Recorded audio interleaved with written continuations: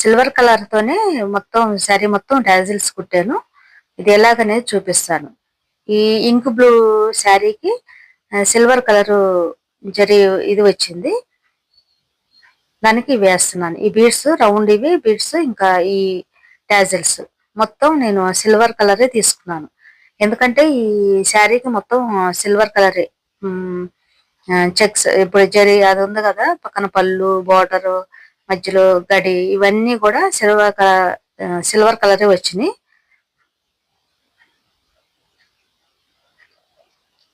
Border ఇదంతాను gold colour అసలు లేదనమాట ఈ శారీకి.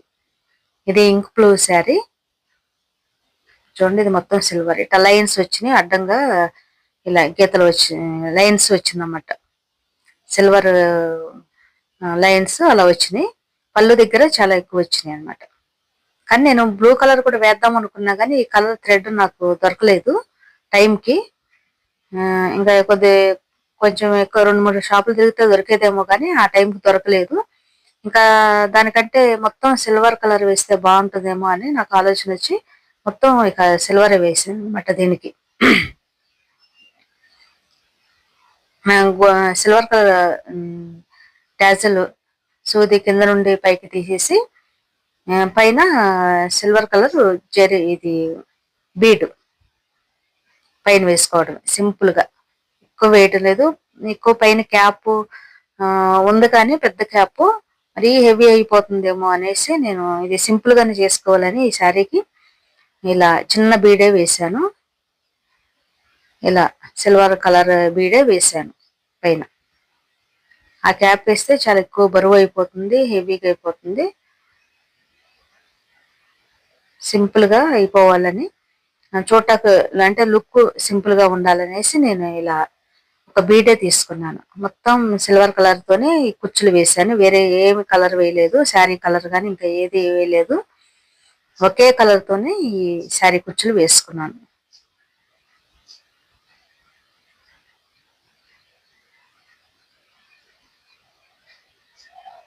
మనం ప్రతిసారి ఇది కుట్టినప్పుడు ఇలా కాటన్ థ్రెడ్ ఉంటుంది కదా, దానికి చివర ముడి వేసుకోవాలి. ఎందుకంటే ఇలా మనం టాజిల్ కింద నుండి ఇలా పైకి నీడిల్ ఇలా పైకి తీస్తున్నాం కదా, ఇలా తీసినప్పుడు అక్కడ మనం ముడి వేయకపోతే, ఇక్కడ ముడి వేస్తే అలా స్ట్రక్ అయిపోతుంది అనమాట. అక్కడ అలా ఆగిపోతుంది. అది ముడి వేయకపోతే బయటకు వచ్చేస్తుంది అనమాట. అప్పుడు మనకి టాజిల్ కట్టుకున్న యూజ్ ఉండదు కదా, ఊడి వచ్చేస్తుంది. అందువల్ల ప్రతిసారి మనం ఒక టాజిల్ కుట్టితే ఇంకొక టాజిల్ కుట్టేసిన తర్వాత చివర ఖచ్చితంగా ముడి వేసుకోవాలి. ఇలా 2 సార్లు తిప్పుకుని మనం పైనుండి సూట్ తీసుకుని 2-3 సార్లు దారాన్ని తిప్పుకుని ముడి వేసుకోవడమే. అది ఎంత గట్టిదనంగా ఉందో అనేది చూసుకుని మనం వేసుకోవడమే. ఇలా సింపుల్ గా ఈజీగా చేసుకోవచ్చు.